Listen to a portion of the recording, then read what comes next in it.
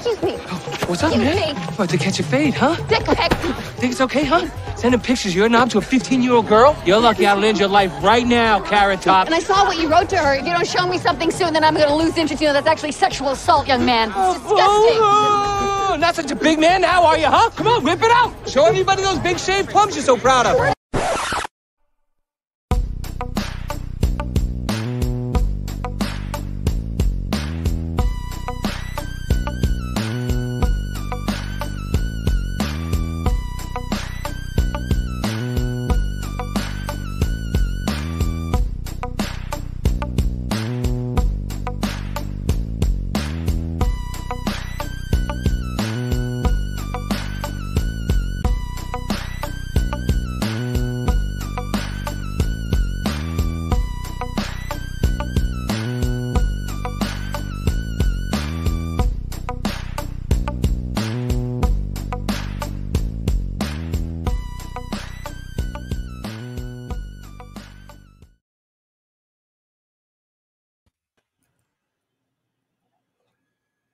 What? Oh. Ah. All All of a sudden, I just saw some faces. Yeah. And you got a block. I fixed the sound. If you didn't realize that, I made it so it didn't end so abruptly. Beautiful. I did notice, and I appreciate it. Yeah. But I'm sorry to interrupt you, Michael Colby. You were hosting this show, so go ahead. I'm hosting the show? We just talked about that for about 10 minutes. Am I the closest one to Chris Harvey? Is that what you're saying? Yeah. You're East Coast. You're East Coast Chris Harvey, even though Chris Harvey's on the East Coast currently. But yeah. Okay. Welcome to the Real Boys, where we get a bunch of mostly funny, mostly dudes, mostly white, mostly straight guys. And we talk about movies. We all picked our top 5 favorite movies. Some of them are great, and some of them are just fucking the worst movies you'll ever watch. And then we talk about them, and we review them, and we talk shit on the movies and each other. So today we are starting the #1 cycle of movies.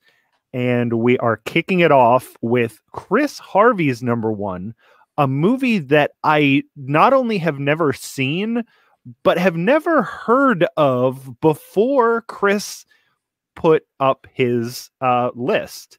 So we watched this unforgivably long movie. And now we're going to talk about it. Yeah. We could also talk about Willow if anybody wants. I would rather not talk about Willow, even though I don't think I was on that episode. I still did watch the show. I still did watch the movie, and no, I never want to think about Willow again. Yeah, so obviously, welcome to another episode of Jack Billings Presents Some Nobodies Talk About Movies for people that are on other movie podcasts. We are the Real Boys, and if you want to hear the other Real Boys, tune into their movie podcasts, such as OMG Movies Podcast. Or the Phil Better Show. Or the Phil Better Show, or OMG Movies 2 /anime shenanigans, where you can find the other 5 Real Boys doing the things that we're supposed to be doing on this show. They've been tagged and released to the wild. We know where they are, but we're just monitoring them. Yeah, it's crazy when somebody's like, "Hey, I have an idea," and we're like, "Fine." And then they're like, "This idea sucks. We're gonna do our own." We thought there's gonna be way more bro movies here, and why isn't there just more like Fight Club? Why can't we talk about why are there so many Saints 2? You know? Why are there so many movies about like families and nice animated movies about your journey into adulthood? Why do we have all these movies? I just want to see, people getting punched in the face and shot in the neck and more movies with More movies with Mark Wahlberg. More. We need more movies that for some reason you have to say no homo. So here we go. Let's talk about this movie. Now, the weird thing is, out of everybody that's on the show, Chris Harvey has probably the most surprising movie selections. He is the one who brought Forrest Gump to the table, which is a very, very badly mediocre bad movie. Season 2 of The Real Boys is going to be The Real Boys : we need to stop talking about Forrest Gump. We just need to not talk about season 1. Yeah. I agree. That's true. And you also get a sneak peek of one of the bits that we're going to be doing, which is, remember The Real Boys, and where we'll be reviewing the shows that The Real Boys were doing instead of this show. Yeah, we're gonna do the first 5 episodes of season 2 is going to have a eulogy for one of the Real Boys that came before them, and then as we give the eulogy, we're gonna add another new person to the cast of the show. Speaking of adding new people, it's Chris Harvey. Hey, what's up, guys? It's Chris Harvey. It's me. Boy. The heart of The Real Boys has returned once again. That's true. Oh yeah, we were actually just about to get started on this movie, and before we talk about the movie, can I talk to just Chris Harvey for a second? Yes. Chris. Yes. Now, everybody else, listeners, you have to turn off your things. Everybody else, take off your headphones. I need to address Chris personally right now. Now, Chris. Yes. When we are done with this episode, I am going to say some very nice things about this movie and give it a higher rating than you expect me to give it to. Okay. And I need you to remember this, because for the rest of the episode, I'm going to be relentlessly shitting on this movie. Okay, but just remember that at the end, there's going to be some nice stuff said and a decent score given. All right? Fine. No problem. All right. Everybody else can come back now. Okay. I'm kind of in the same spot as Michael. Real quick, you weren't supposed to be listening. Physically, I was in the same corner. Oh, okay. I'm not going to listen the rest of the episode just in case. Just real quick, I just walked by my roommate's room and I had a ring light over their bed. So if you guys hear anything, I think they're making OnlyFans. So just I apologize in advance. That's okay. Open your door so that we can at least get a little peek of it. Yeah. Our most listened to episode yet. Maybe some of the Real Boys will show up and listen to that. Dude, Zack, how is your camera so clear? I need that. Yeah, I don't know. It's you a look MacBook. Great. You look pretty. It's a MacBook. Hey, thank you very much. You should send that to Michael. It would help a lot. You don't want to see me any clearer than my shitty camera gets me. The weird thing is he has the same camera I do. He's just fuzzy in person. So that makes sense. Okay. very, very weird, but whatever. Just the air quality in Pennsylvania. It's dank. But yeah, so if you're still here, we are going to be talking about Instant Family, which is Chris Harvey's #1 favorite movie. Now, just in case you don't know what this movie is, I'm going to give you some background on it. Now, it is a 2018 American family comedy drama starring Mr. Mark Wahlberg, Rose Byrne, as parents who adopt 3 siblings, played by Isabela Moner, Gustavo Quiroz, I don't know how to say that properly, didn't read that before, but also has Margo Martindale, Tig Notaro, Octavia Spencer. It's directed by Sean Anders, who wrote the screenplay with John Morris, and it's actually based on Anderson's own experiences. He was writing, he's known for, if you know his other movies, he did the other 2, like Daddy's Home, whatever, that trash Mark Wahlberg with Will Ferrell. He did Dumb and Dumber 2. He also helped out on something else. But he's known for having like dysfunctional fathers. That's like the theme of all of his movies. And while writing one of those movies, he kind of joked to his wife and said, I don't want to have a kid now. I'm getting a little bit older. Maybe I should adopt a 5-year-old. That way it's like I started 5 years earlier. And the wife was like, hey, I'm probably into that too, which led into kind of what happened in this story. So it's loosely based on true events from the director / co-writer. And there was a point watching this movie, and I was like, is this a good movie? And I think it's very close to being a very good movie. It's very close to being a very good movie. And I'll tell you what went wrong. They took 2 extra things and just shoved it into this movie that could have been good, but they felt like they needed to shove some extra drama into the movie. So they took 2 separate things that they barely talk about and made it a half an hour longer than it needed to be. And it made this movie so it's disjointed because there is a story there and they keep throwing in these things that don't need to be there. And that's what stops it from being a good movie. Yeah. But the main storyline, and especially with Dora the Explorer, who is phenomenal. She is phenomenal. She is. So I could not believe it. Yeah. I never cry at movies, but there was a scene where she's getting her hair brushed. And then the mom comes in and starts brushing her hair. The emotion that Dora has on her face, I was like, holy shit, this is real. This is real stuff. Yeah, she really got it. There was she's even with her face, in that one court scene where she looks over her mom and she's like, Mom, she is doing a phenomenal job. And she's fantastic. I think the problem that this movie has is that they force Mark Wahlberg into it. I almost don't know why Mark Wahlberg is in this, except for the fact that he's friends with a director. And I think that if you had somebody that was trying to make this a drama first, this exact movie would be great. The problem is that I think that they're forcing comedy into it because it's the Daddy's Home guy. But the comedy is fine. The story is great, and that's an interesting concept.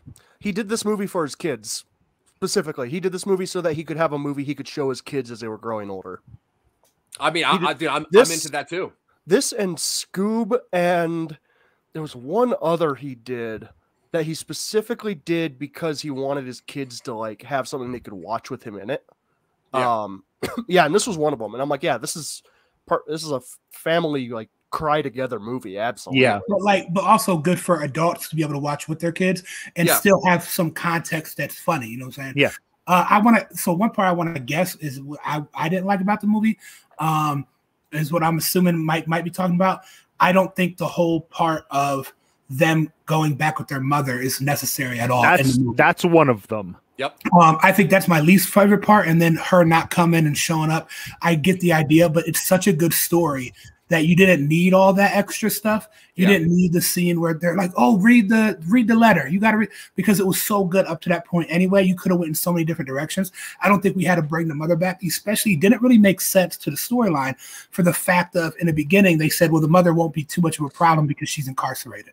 So at that point, writing wise, you already dismissed the mother. You didn't have to bring her back into the script. And there was also already so much tension within the family that they didn't need the mother to cause the tension to make you think that they might not end up adopting these kids. You're right. That's one of the things that I was talking about. The mother parts are completely useless in this movie. Completely useless. Yeah, the court scene was great though. I'll say that. But yeah, the additional stuff with the mom, I think it made the movie drag a little bit. And that's why I was saying they forced it into a drama, but it was a little weird. But I'll say this movie did very well though. It came out November 16th, 2018.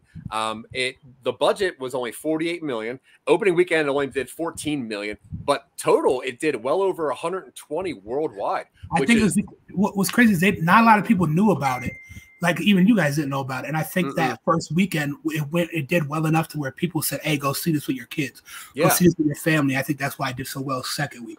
Yeah, This is exactly the sort of movie that my high school would have taken kids on as like the reward. Where it's like, you're going to spend the day to go see a movie. It's got Mark Wahlberg in it. And all the kids are like, yeah, Transformers. And it's a movie about, family coming together. It's like, well, I mean, we got out of school for a movie and I guess it was okay. Yeah. I mean, this movie was nominated for like 5 teen inspired awards, and Isabela has won 2 herself for this movie. She is so good, and I watched Dora a while ago when it first came out because I'm like, what is this about? And I love that. I think it's so fun. Yeah, I was like, this movie's fine. I'm into it. She did great. Fun movie. Did not expect this performance out of her, especially 3 years ago. But yeah, do you want to hop into like what the movie's about? Do you want to go, Chris? How do you want to do this? What do you want to do? I don't know. I like it. First, I want to conversate about how I obviously just pointed out that there are flaws about this movie, so I'm not being biased. So you're welcome. But yeah, we can go any direction. I enjoy seeing you guys talk about it. I'm excited that I have a movie that isn't shitted on like trash, complete trash. I've been from Quiet Place up to Lion King. It was hard to join these. Can I say something else about Chris? I love this entire time. Every time Chris is on, he talks about how he loves setups and then callbacks, setups and callbacks, setups and callbacks. I appreciate that Chris gave us a number 5 movie in The Quiet Place that he knew was garbage, and he knew that we were going to talk shit on the nail through the foot, and then his number 1 movie has a fucking nail through the foot. Chris Harvey, master of callbacks. Classic. It's like classic bookends, poetry. I'm trying to tell you, I'm a genius. People just don't realize it. That is. As soon as I saw the nail gun drop, I'm like, did Chris Harvey give us a callback from all the way on his first episode? And this is a much better nail scene. This is a nail scene that makes sense. It also bothered me that the nail goes through the foot. We have this whole big hospital scene. It is sort of where Dora says, okay, I like this, I'm, this is where we find out that she is in with this family.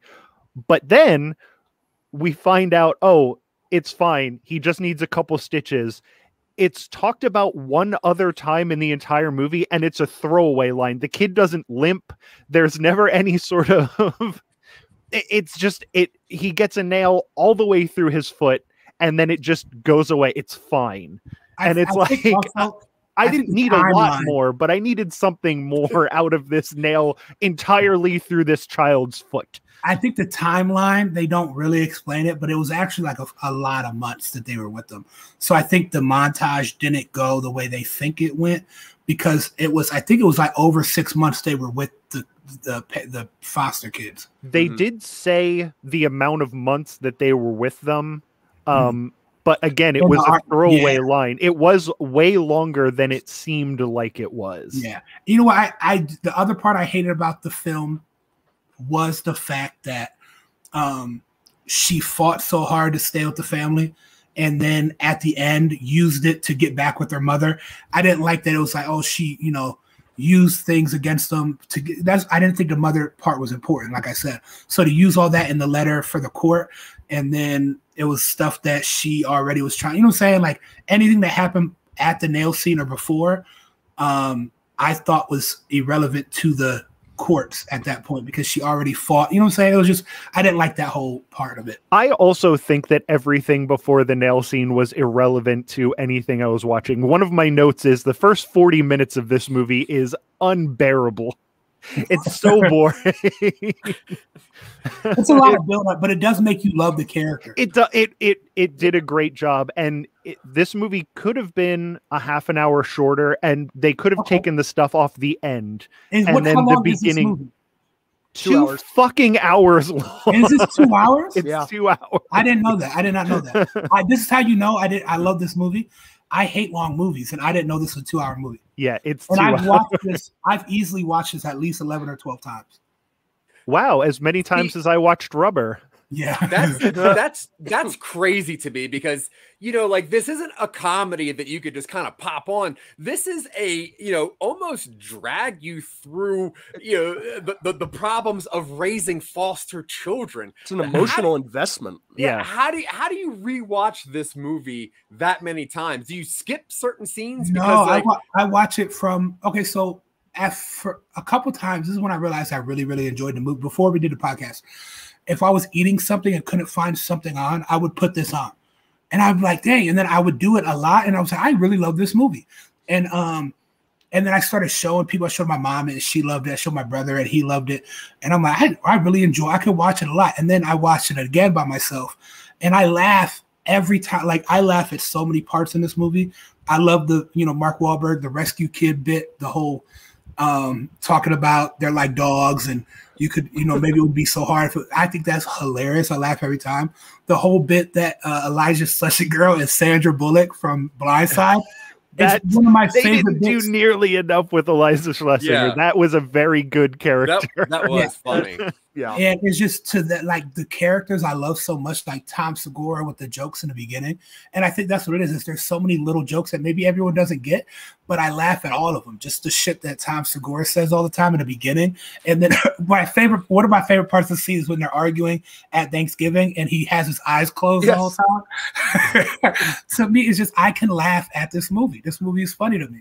Yeah. It's like, funny without being a comedy, which I really liked. There was a part of it. There was eventually a part where I realized, like, this is funny, but everybody is reacting to these situations as if they're real people and they're not snarking constantly. And that's when I started to really kind of appreciate, like, okay, this movie's taking itself seriously enough that it's not going to, like, undermine its own kind of emotional weight. Yeah. It has like that holiday movie feel to it. Like it's not a Christmas movie, but it feels like a holiday wholesome, it's like a really just super rich meal for some reason that like, I don't know if I always want to eat it, but I was very happy at the end of it. Cause like I said, I was like, wait, is this a really good movie? Because dude, plot A, I was 100% in. I wish it wasn't Mark Wahlberg for this particular movie. Kurt Russell. You think Kurt Russell would have been better? Kurt would have killed it in this one. I actually don't think Kurt Russell would have been. No. Who do you think would play like this character really, really well? It's hard to say, but Mark Wahlberg brings. Oh, Get out of my fucking face, Dylan. Ryan Reynolds. You now are uninvited to season 2. How dare you? Not like, obviously not like a Ryan Reynolds. Like I want to see someone almost like a Hugh Jackman where like, it doesn't really matter what they've done before. Mark Wahlberg gives you something to expect. And you don't need that in this movie because this movie relies on him being a dad who just wants to be a dad, even though he can't really do it right. And I get that. And I love that. And Mark did Mark, like I know him. Mark Wahlberg. Marky. Mark. He did a great job for what this was. And a couple scenes, it really worked because like, obviously the one that I played in the opening where he's looking for the person who sends the dick pics. Because that's Mark Wahlberg, I think that works a lot better than if it were a dramatic actor like anybody else. So it's such a weird, and I think Dylan killed it when he said it was disjointed because it's two movies that one is very good. Sorry. I'm sorry. I apologize. It was Dylan. One is very, very good. And the other one is Daddy's Home, and I don't particularly like those, but I did like this movie. I will say that. And I think, and that's why I said, I think in one episode we did, Lion King, the reason why I thought you guys might like this is because it doesn't really force you to be emotional. It doesn't like how Collateral Beauty forced you to, you gotta be sad. But it gives you a chance to be like, hey, this could be, you can laugh, you can cry, you can be in the middle. So because it did what Collateral Beauty did not do, which is actually give you a reason to feel those things instead of telling me why I should feel those things. That's exactly what this was. Don't tell me what to feel. Like looking at Dora, realizing that her mom is letting down not only her, but her younger kid. Like, dude, that was just beautiful to watch. And that was more emotion than Collateral Beauty gave me in the whole thing. You know, yeah. I'm going to say something about what Chris said that he didn't like about the movie. I'm going to listen to Michael. I'm going to something. also listen to Michael say something. Because when the mother, like, they're like, oh yeah, the mother is incarcerated, and I think, like, at least I felt like when I was watching it that she got out, and that's when what was her name in the movie? Dora's name in the movie. I don't want to keep calling her Dora. Isabella. Isabella. No, Lizzie, that's her real Lizzie? name. Lizzie. Yeah, Lizzie. When Lizzie found out that she got released from prison, you know, she was like, I would rather be with my mother, because she, you know, she grew up with the mother and the little kids didn't, and the little kids wanted to stay with Mark Wahlberg and his wife. But Lizzie was like, no, I would rather go with mom, so I'm going to do everything I can to make sure that we go back with mom, even though mom, you could tell, didn't really want them. Now the thing, you know, for me, and I obviously can't speak for anyone on this panel or the people that refuse to be on this panel, but you know, I came from a very dysfunctional family. I came from a broken household, and you know, my parents divorced when I was 9, and my dad moved states away, and you know, having parents that were not good, but not for some reason, but I still wanted to. I knew my mom was not a good person. I knew she was doing some pretty bad stuff, but that was my mom, you know, and I had 2 younger sisters. I'm 6 years older than them. And at the time, you know, they were 2 and 3. And I was like, look, you guys got to go with dad, but mom needs me, you know, like I need to be there. So this movie kind of hit me in a spot that I wasn't expecting it to, especially because Quiet Place, Forrest Gump, Collateral Beauty, Lion King, and then you give me this, and yeah, good job, dude. Like, I don't know how you watch this movie over and over, but I do like this. I do like this movie. I'll say this is one of my favorite Mark Wahlberg movies, and I did not want to like this. I was so excited to talk trash on another movie, as well as The Real Boys. But I like it. Good job. I'll take it. Yeah. Can I say the other thing that they really fucking jammed into this movie? Yeah, please. Was this 22-year-old janitor? There's 2 scenes where they talk about this guy. This should have been a big part of the movie. This should have been the central conflict of this movie. When they introduced the fact that the boy that this 15-year-old girl liked was this 22-year-old janitor, I was like, oh, they're finally giving some sort of outside drama to this movie. And then 40 minutes go by without talking about it once. And then they find that one scene with the phone in the bathroom, and then he goes and punches the guy. They get arrested, and they also never really talk about the parents getting arrested and why that didn't affect it. It's like it could have been something if they would have put more focus onto it, or they could have taken it completely out of the movie and it wouldn't have affected the movie at all. Yeah, I disagree. I don't think I agree with that either. Yeah, I think the point of what they're trying to do is show that she is like a rabble rouser. She is starting trouble. And I don't even know if she necessarily even likes that guy as much as she's trying to start friction everywhere. She is a teen that is lashing out. Her family is crashing. You know, she has Mark Wahlberg as a possible dad with Rose Byrne, who are just the whitest of people ever, you know, and she's leaving a culture, a family, and everything. And I think that it was more just her showing that she was smart, bad, raucous, you know, and I think that it was the right amount of that, because too much of that I think would have been dangerous for what they were trying to do. And I think just a soupçon of that gave Mark Wahlberg enough plate to, you know, to make a lot of jokes. But I liked it, dude. I thought it worked. I would almost agree with Michael. I'll say I think what you're saying is true, but they could have used that better in the fact of it's shown that she makes bad decisions because she's 16 or whatever, how old she is. So that should have been brought up in court. The fact that she makes bad decisions and wanting to go with her mother is a bad decision. And with other things she had done with the, it would have contradicted everything that she had put in the letter saying that she should be with her mom because the parents were bad, which I was kind of mad that didn't get brought up because everything that they did wrong was because of her actions. So I wish that would have been brought up, but I think it would have been better if the whole issue with the mother wasn't brought up. That would have been a better contrast because of the fact that where it could have went, because of she needed that, and the whole. I understand what Michael's saying. I agree with it, but I think it could have led to a lot better things. Yeah, because there was plenty of things that showed that she was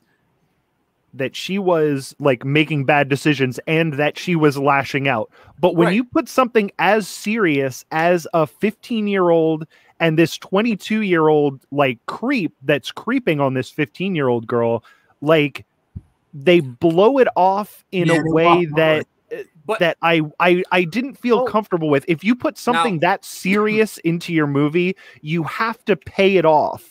Now, more than one scene 40 minutes later where the dad comes in and punches the guy in the face. If I can speak on that, this movie is about parents. It's not about children, and parents are bad parents. And when bad parents treat kids bad, it's not necessarily the children that are making bad decisions. It's the fact that they have bad parents that are teaching them bad lessons. This movie is about parents that are failing, one that does not try again, another group that is trying too hard. That's all this is. This is a movie where and the thing is, like, people are like, I don't, when I have a child, Michael, I think you have a child.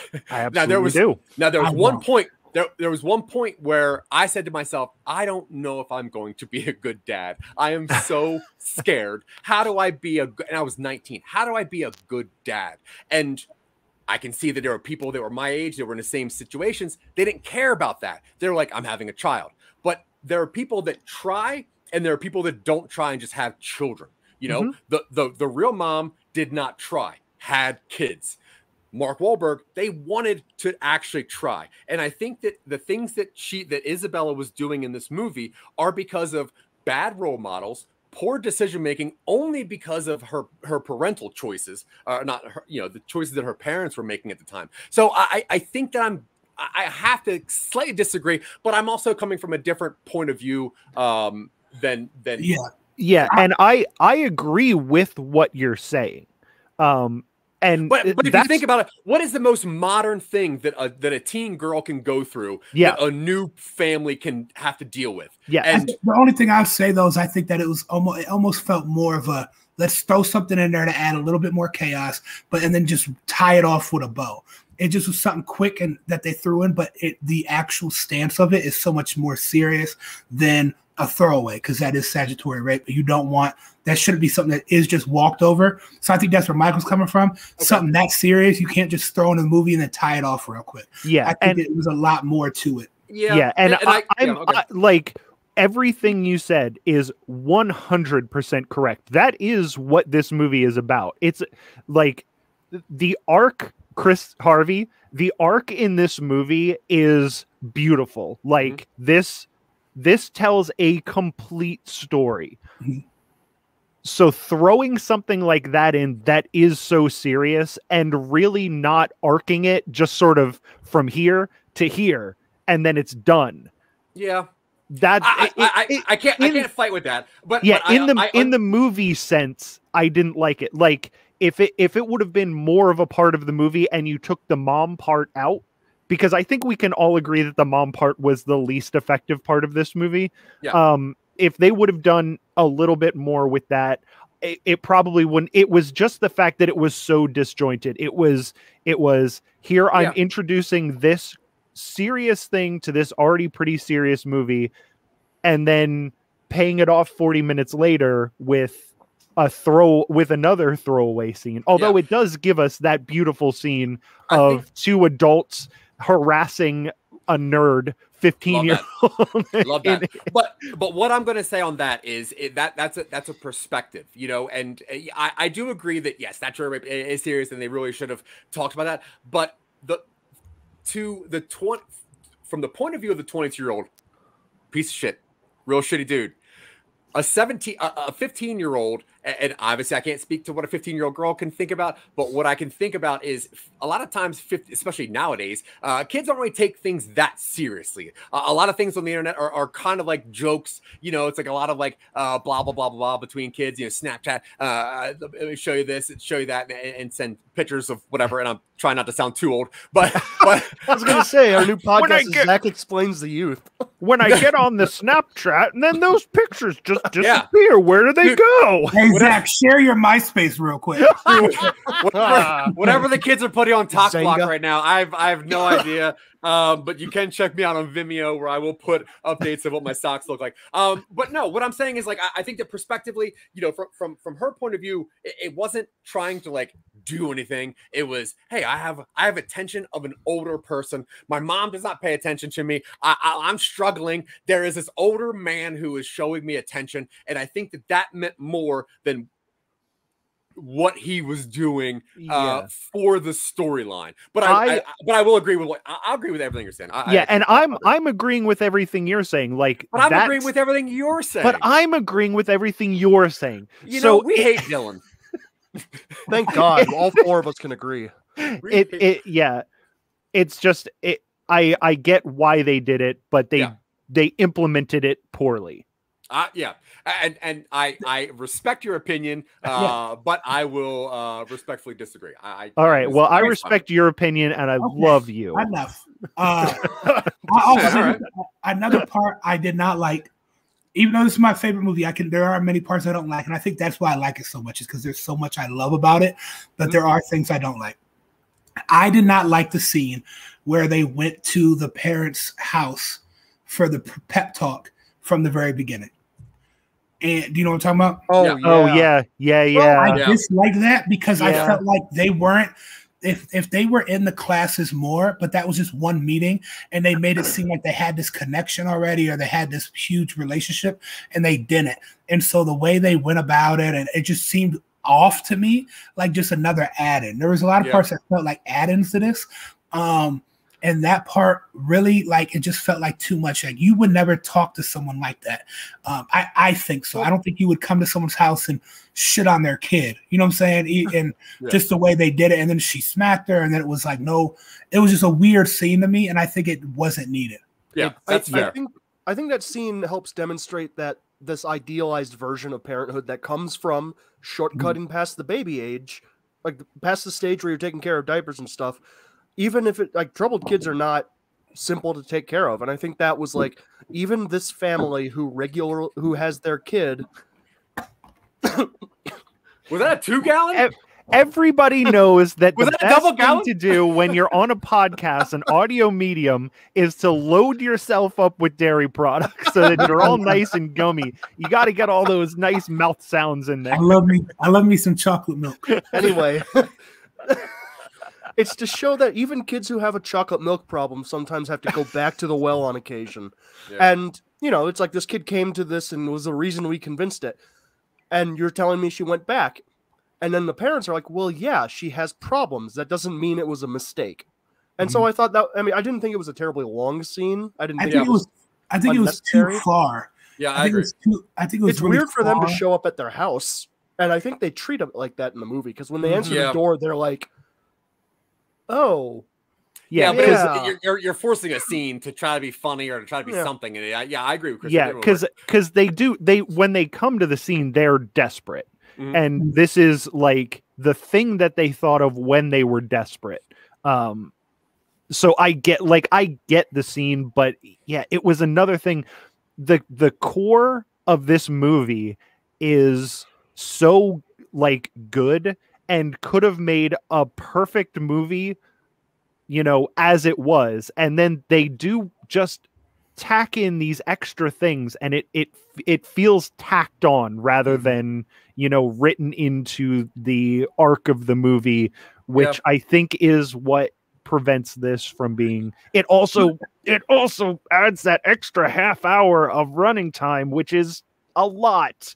Yeah, I think that just shows the inexperience of like the director, because he goes from being, you know, almost brass out comedies to trying to give you a story that, and then he's like, well, I gotta put jokes in here because that's what they expect. So I think that he's trying hard, and those scenes that we're saying we don't really like are emotional scenes for the most part, and they are scenes that are trying to get this story bigger and trying to, you know, make sure that it works. But I'll tell you what, though, you know, I liked that Lizzie took the same class as her parents to make sure that she knew the same lessons that them. I thought that was real clever.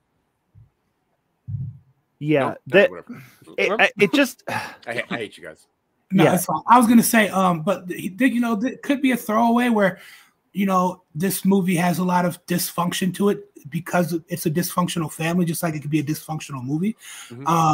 Not everything is perfect, and that might be part of it. It's just sometimes things are longer and harder and don't make sense, or things came on that shouldn't, and it's the same thing with family, and maybe that's what the movie's about.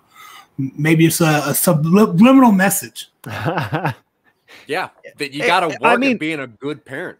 Yeah, and they do. See, that's the thing that bothers me, because they show a lot of mistakes that parents make, which is, you know, Mark Wahlberg trying to be too much of a friend to the kids and not taking any responsibility for punishment. That happens. And, you know, the over punishment from the mom, because she's not getting backup from Marky Mark. Like, that stuff happens. And that was like the whole conceit of this movie. And they did a very good job. They made me like a Mark Wahlberg character because I saw him grow. Yeah, he emoted like, you know, there were times where it was like the scene where he's like, you know, coming at the nerd kid. Yeah, that was built for comedy, but he also was actually emoting at the same time. Like, he was upset that there was a man texting, you know, a child, and I thought that. Yeah, this is one of the best times I had with Mark Wahlberg, my old buddy Marcus. There's a scene where you see it in him, like in his character, that he grew, and it's when he takes her to the house to use the sledgehammer. You know, he's like, all right, I get it, and I'm going to take responsibility for these kids, but I'm going to do it in a different way. I'm going to try something different. And like, that scene really worked for me. Him, you know, having her skip school to go to the house so that she could smash some shit up with a sledgehammer. Yeah. I appreciated that out of this movie. And everything that I liked about this movie was in the two houses that this family owned, the one that they lived in and the one that they bought. Everything good in this movie happened in those places. Well, the Thanksgiving scene I thought was really powerful. Yeah. I think it had just enough funny and seriousness in it. And I was just about to say this was, I think what I love about this movie is it builds, so it's a lot of characters in this, and it builds, you know, Mark and his wife up so well of character building, but then the kids, you fall over the kids themselves. But every single character in this movie has something special about them. When he comes from, is it Octavia Spencer that's in this? Yeah. When it comes to her and the other lady that you got, the other comedian, Tig Notaro. Tig Notaro, those two are doing an amazing job. They're amazing social workers. Yeah, Joe Cusack. Even Joan Cusack. I was so surprised. I was when I see Joan Cusack. She's it's like, oh god, neighbor. She's the neighbor at the end who wants to hug. Yeah. Oh my god, that was that character wasn't really needed, but it was so great. It was really good. And then to have Joan Cusack be that character, like, perfect. Oh, okay, this meant something. That's okay. I'm into that. Dude, I'm gonna fight Michael on this one. This movie is better than he's given it credit for. And then even, and I'm going to explain all the characters real quick. The gay couple was amazing from jump to end. The Christian couple, like everyone who had a specific part, they played it so well. Elijah Schlesinger, you knew what she was and what she was doing. And then even to the fact of each individual of the family at the Thanksgiving scene, Tom Segura and his wife, You knew their MO. The other wife, and even though the husband only had one line in that, it was a very big line. You know what I'm saying? And then the wife, the two Margo Martindale, Steven just character absolutely actress. crushing it. Who was that?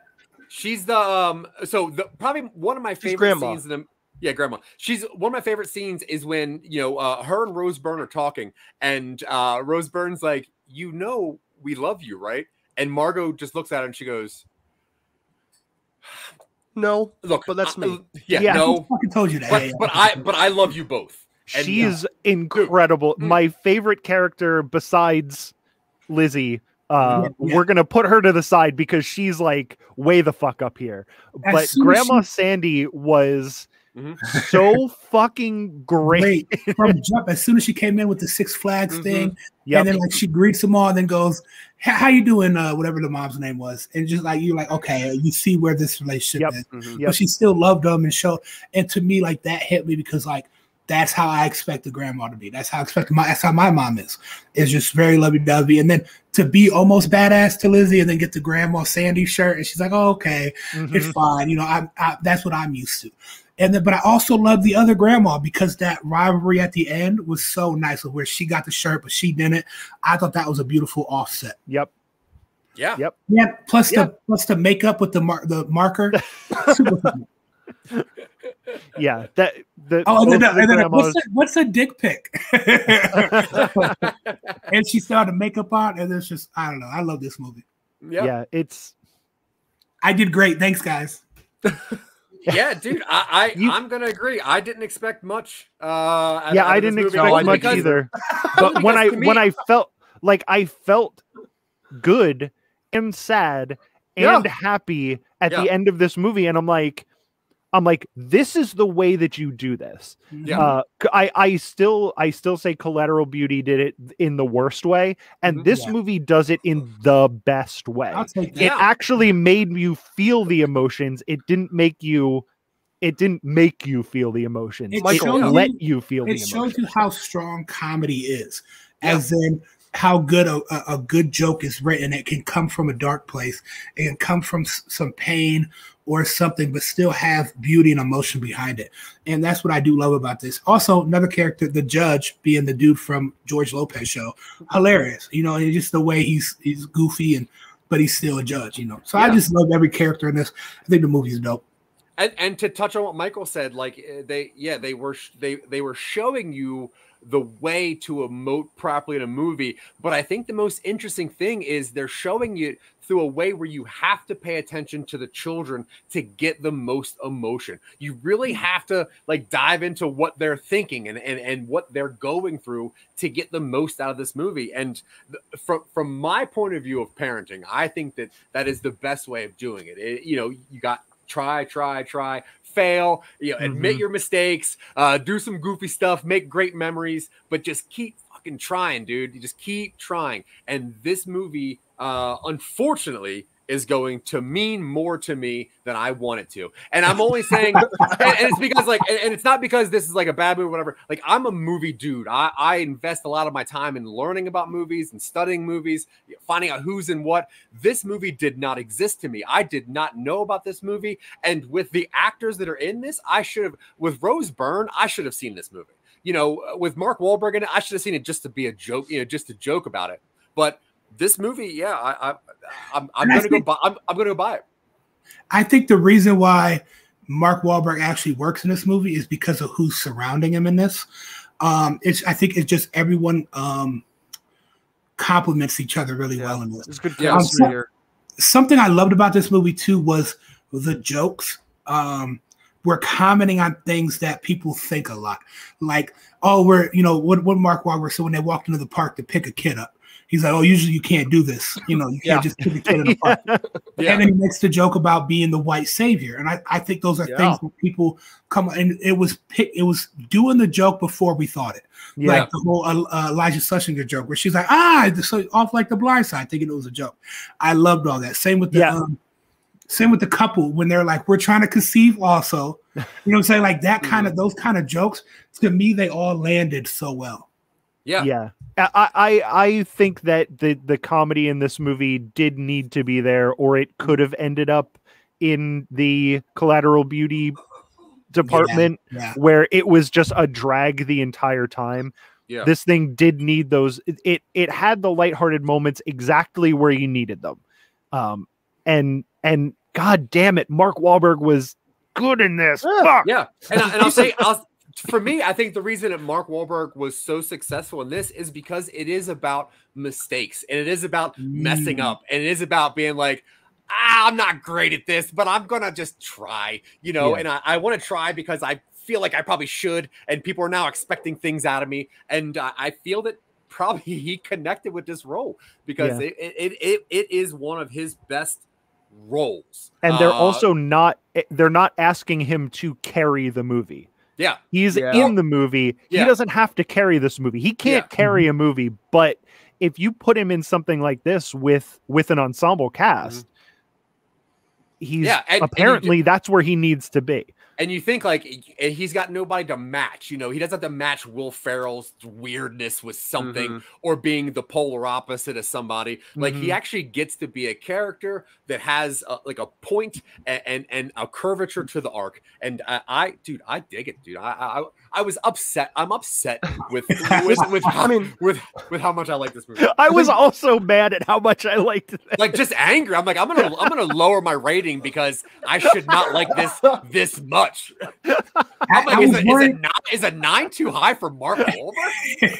I felt that. I felt that when you guys said you watched the trailer, and I'm like, man, I don't think that. I hope they don't go into this with like expectations because the trailer doesn't give it justice.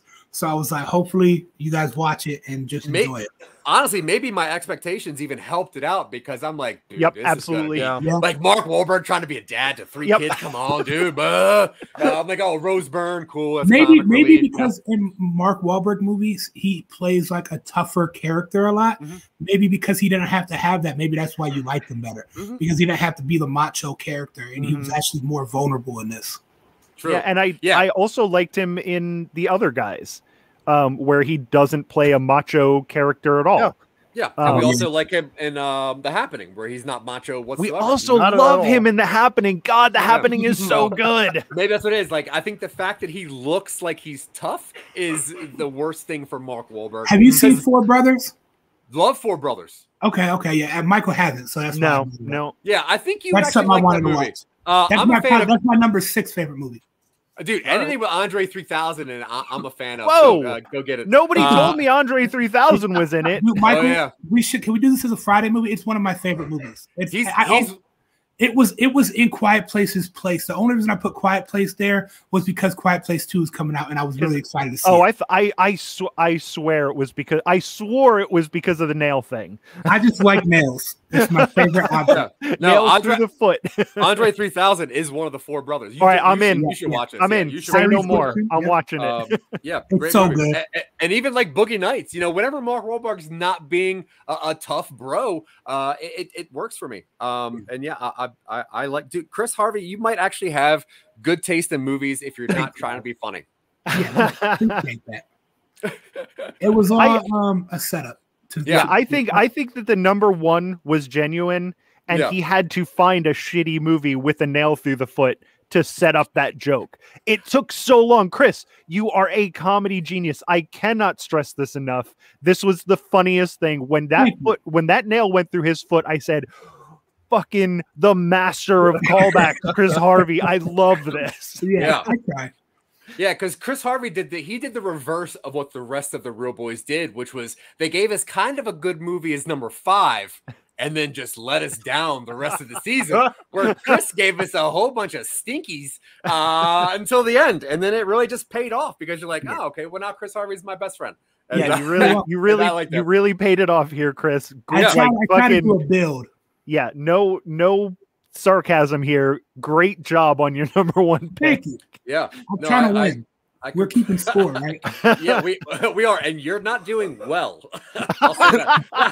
So you needed this. You needed this at Lion King. If Lion King had more people at it, I would have won with that one. Was probably really high. Yeah. And so I had 3 rough ones. But my Lion King one was a good pick, and this one's. I agree.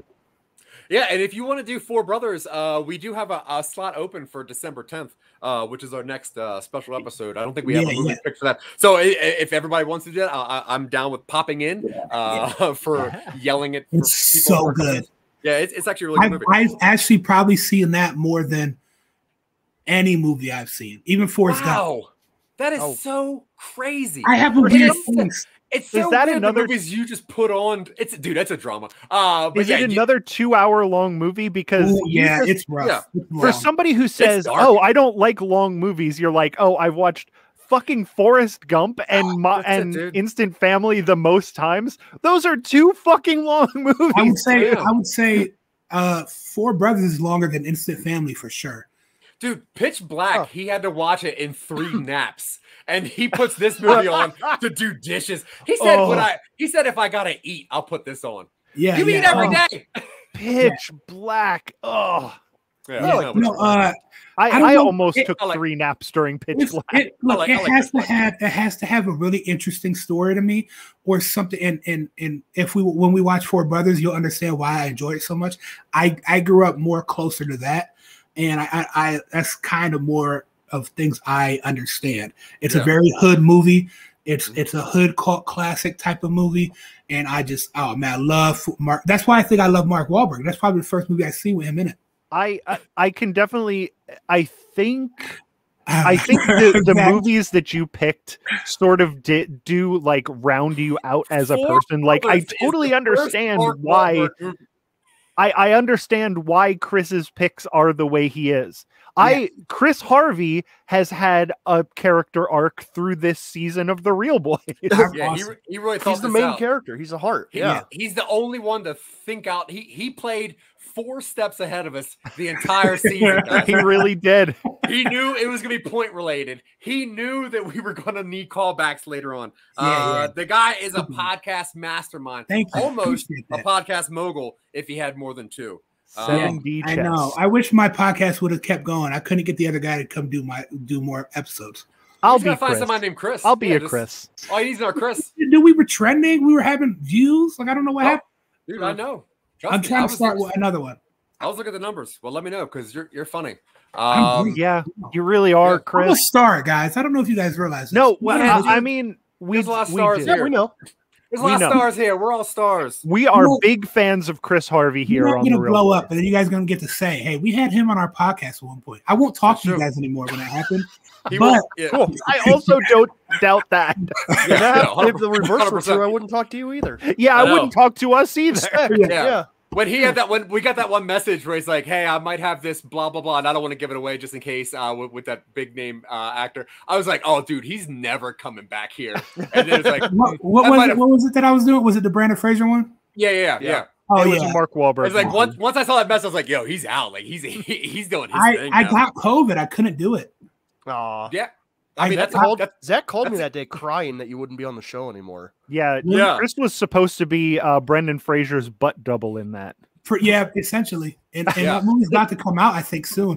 And I showed up to set and I had COVID because I had 2 really big theater shows the night before.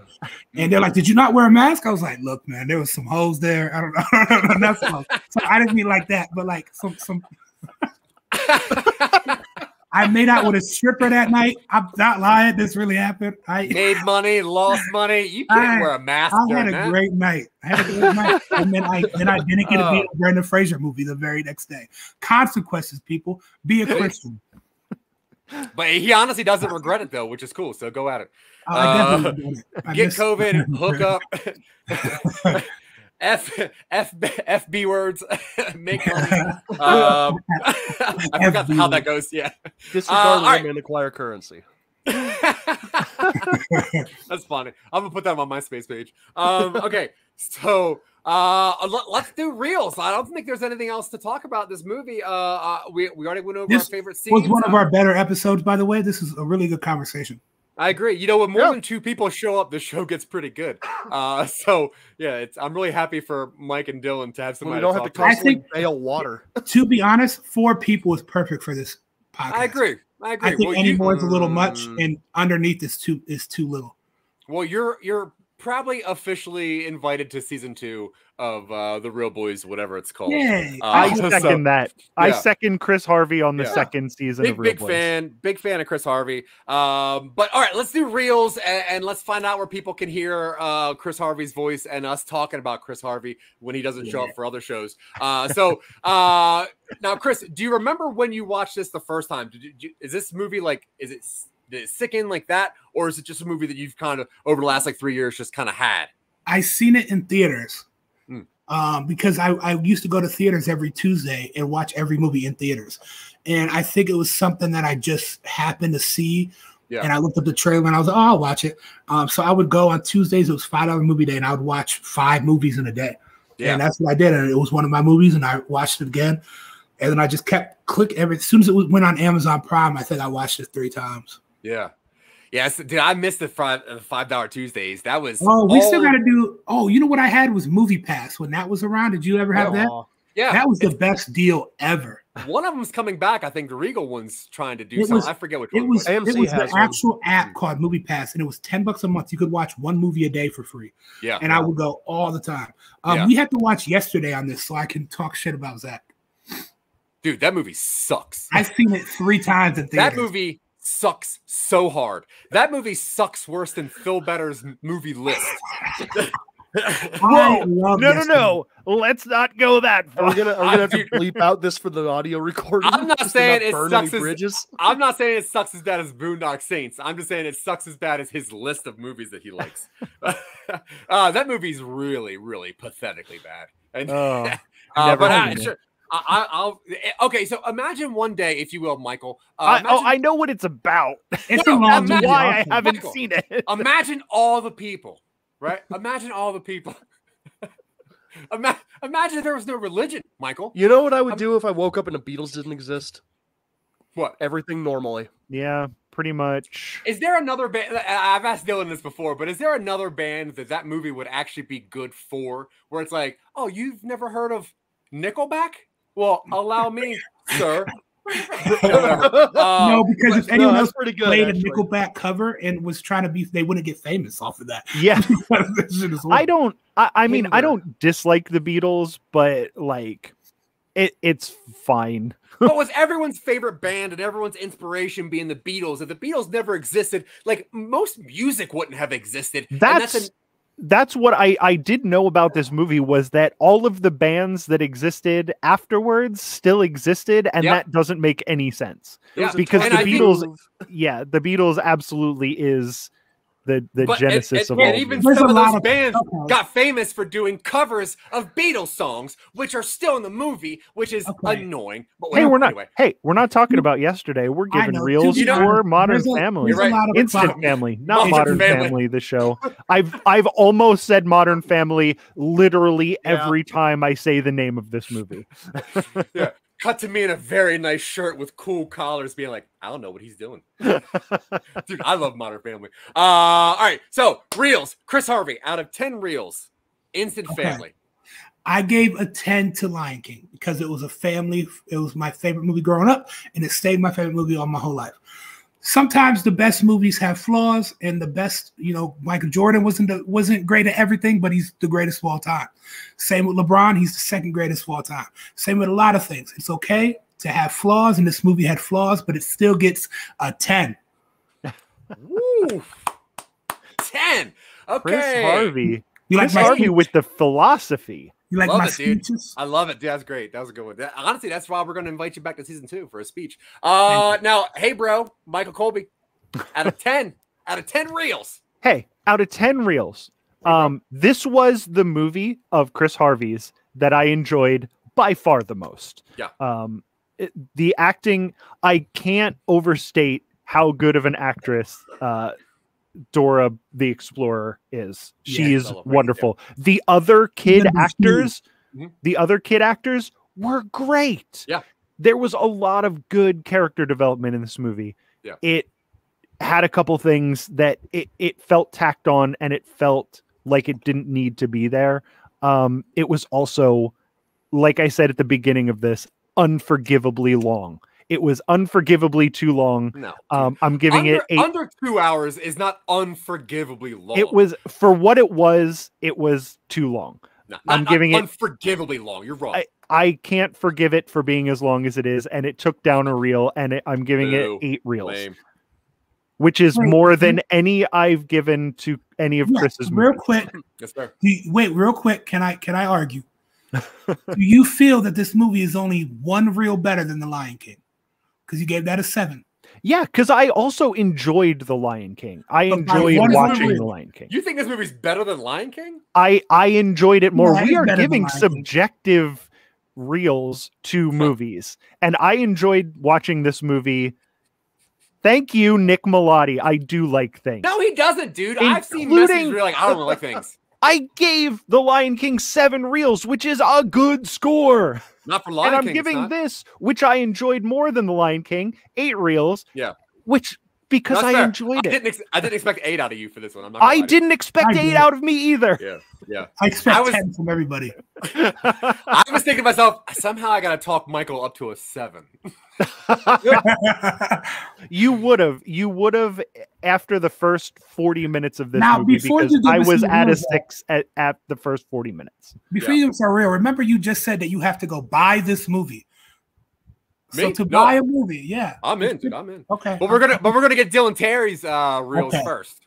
Oh yeah. No, this movie was a surprise. I think looking at the entirety of every movie that we've ever watched on the Real Boys, including Fridays, this is the biggest surprise on that list for me. Because I went in and I'm like, it's gonna be a sappy family thing about foster care. And it was. Wahlberg's in it. And it was. It was very sappy. But it works. Yeah. It delivers its lines well. All the characters feel authentic and the situations they're in. I don't have an issue with this length, and I didn't have an issue even with the mom re-entering. I thought it was a good potential third act, like darkest spot thing where you have these kids that are slowly getting acclimated to this family, including a difficult one. And she's the only one who remembers who her mom is effectively. And the mom comes back and seems to have turned a new leaf. And you're thinking, oh, all of their work has been undone. And then turns out she was trying too hard because bad parent, got to change for yourself. You can't change for other people. Sometimes that includes your kids. I didn't have an issue with all of those. I'm giving this an 8 out of 10, I think. Mostly because I try to avoid giving odd numbers. I would rate this a really strong 8 because I like 5 stars better than 10. So an 8 is a 4 out of 5. I don't know. You're so weird. I'm so weird. You're right. Now, here's the thing. I'm sorry. Go ahead. No, that's 8 out of 10. Really solid kind of like movie. The reason I'm not rating it higher is probably because I don't know that I'll ever rewatch it. Do you know what another even number is? It's 10. It is an even number. You're right, but it has an odd number. It has an odd number in it, which is 1. So I'm not. What about a really low 10? A really low 10 instead of a strong 8. like a 10.0. A strong 8 or a low 10 is called a 9, and Dylan doesn't do that kind of thing. Chris, you can lie to people and tell them I gave it a 10. I don't care, but they're not going to listen. So I'm giving this an 8 out of 10, only because I wouldn't rewatch this unless someone specifically asked to put it on. It gets better the more you watch it. If someone asked me for this type of movie, I think this would be the #1 movie I recommended for this type of movie. Because there's been many times you say you would not recommend a movie that I I wouldn't. But this one, if somebody was looking for a sappy, drama, comedy, family friendly thing, I think this would be the one that I recommended them because it's like, give me a good Mark Wahlberg movie. You know how in Maine they put the spigot in the tree to get the sap out? Instead of trickling out in this movie when they stab it into the tree, it shoots out like blood out of Johnny Depp's bed in Friday the 13th or Nightmare on Elm Street. Going back to compare this to Collateral Beauty, at least nobody sits down on a bench and is like, make sure you notice all of the instant family. I was waiting. That was gonna give it a 7 from me if somebody would have said instant family. Wow, it would have went down. We really got ourselves an instant family here. Nope. 5 reels. Get me out of here. Just that one line. But no. So for me, this they movie had many times to say that too. That's true. This movie for me was so unexpected and so grossly delightful. I really now granted I probably won't rewatch this movie anywhere near as often as Chris Harvey. I might check it out once again because I like to watch movies twice just to really get everything out of a film, because people do make this now, being that this is somebody's real story, somebody's journey. Let me try to get the actual jokes. But just like parents, you can't really tell what they look like until you really spend time with them. And a lot of parents are not great. Almost every single parent makes mistakes and has their flaws. This movie has flaws, it has mistakes, and I rarely overlook as many flaws as I probably seen in this movie. But I will say, for the things that I look for, this movie checked every single box, especially being a Mark Wahlberg movie, which I might give it an extra point. I have no idea. I was just baffled the entire time. But I kept looking at this being like, is this good? Is this good? Oh my God, is this good? But I will say I'm going to give this 9 out of 10 reels, and mostly because there isn't the rewatchability. It is a little too dense of a plot for me to kind of keep hopping into. I would definitely, if it was on, I would watch it and I would skip forward or hop back to a couple scenes just to see, especially Mark Wahlberg trying to fight kids. But yeah, solid 9 out of 10 reels. And I so happy that you brought this. I would have never have ever known about this movie if you didn't promise to show up here so that I would have to watch it to be here. So yeah, I'm at 9, dude. Hard 9. And I thank you. Good job. Okay. Awesome. I'll take it. Thanks, guys.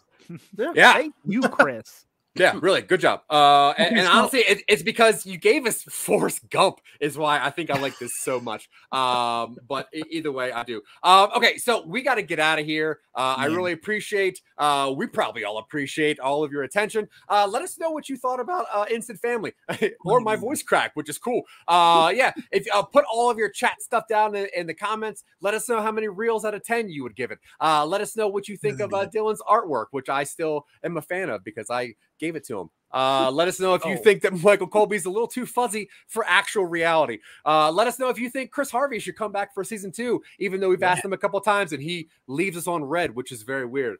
Now you can find Dylan Terry on most things at Vorpal Words. You can hear all of his words on everything Some Nobodies do and does, such as Silicon Angels, Create Your Own Podventure, Appeal, and so many more, dude. He writes words on words on words, which is weird because he's running out of ink and you can't read it because it's on top of each other. Either way, Michael Colby, you can see him in everything that Jack Billings presents. He's got some new stuff coming out soon. You can also see him on Generation Clash, where he fights with people about they do not fight. No fighting. No fighting in that show. That is a 100% positive show. Yeah, that's fair. Yeah, no, you're right. I meant, yeah, I don't know why I said fight. It's not fight. It's great. Yeah, but either way, they clash. I guess it's because Clash, yeah, like yeah. It's Clash of generationally. Yeah. Yeah, the original name of that show was supposed to be My Generation Clash, open parentheses, at the disco, exclamation point, close parentheses. Way too long. It was way too long. Way too long. And you can see Chris Harvey randomly asking to be on open mic nights, walking around the Atlanta area, and also greeting people at Costco, even though he doesn't work there. No. Chris Harvey is a headliner, baby. Yeah, I'm just saying he does that in his spare time. He's such a great dude. He just goes in and greets people as they walk into random stores. But yeah, Chris plus Chris show. Check it out. Hopefully we can get another Chris and hop on there. And really, the rest of the 4 boys, they have their own movie show, so you can go check them out whenever you want to. Phil Better, if you don't know, he's got a couple shows. Most of them are about movies. He's not here. Quit talking about him. But I keep telling him to stop. I keep telling him to stop plug people who aren't here. Well, wait, I don't know if you know about Phil Better's new shows, though. He made 3 new shows this week. Zach has a bit. Well, he's not here. Zach has a bit. I've been to the last 3 episodes, and I've only seen you 4. I do love Phil's new show, Say Olay, eh? It's about It's about Canadian bullfighting. Oh, that's weird. He must have two then, because I was going to say the one where it's Say where he actually goes behind old Sears, finds old expired makeup, and really just reviews the packaging, which is weird. Dylan, have you heard one of Phil's new shows? It's a YouTube series where it's just him rolling around in the mud. Oh, yeah? What's that called? Yeah. It doesn't have like a series title. It's just the date he does it. It's like 11. I thought you guys were talking about the one of where he robs people in the hood. Wait, and then he tells them it's a prank afterwards. What's that one called? the weird hoods of Canada. When he gets caught, he's like, no, this is a show. You got pranked. Here's your stuff back before the cops come. They're like, oh my God, it's Ashton Kutcher. Wait, what's that one called, Chris? Oh, that's called Double Down. Double Down, Phil Better style. I love it. I gotta check that out. Either way, you can check out all those shows on the Phil Better network with his weird Phil Better VPN. But quick, do you guys think there could be a sequel to Instant Family? No, it would not be good. No, hey, please don't. For season 2, we should only watch sequels. Cool.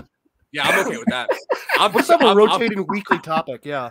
Yeah, I love sequels. They're so bad, and they're usually from something out of passion, and they're so bad. And it's so funny. 22 Jump Street did it right. Instant Family 2 would not be good at all. No. They would need to either adopt another child, have a child, or Dora has a child. They would the only way that Instant Family 2 would work if it was a different story about a different family adopting. It's about a mad scientist who clones his dead family members. Okay, there you go. All right, yeah. Horror movie, straight up 80s. If it was a horror movie, it's always going to be okay. Instant Family, guy orders a packet of Grow Your Family Members. Yeah, that's funny. Back to the Future 3 was the best one. Is that Instant Future? That's an Instant Family 2? That's a controversial topic. That's controversial, but I don't know that I would totally disagree with that. Are you kidding me? Okay, Back to the Future 3 isn't even the best Back to the Future sequel, much less the best sequel. It's not even the best. Do I just need to run the outro? Should I just run the outro? Okay, I love you guys. Thank you very much. Be good. Drink some water. Bye.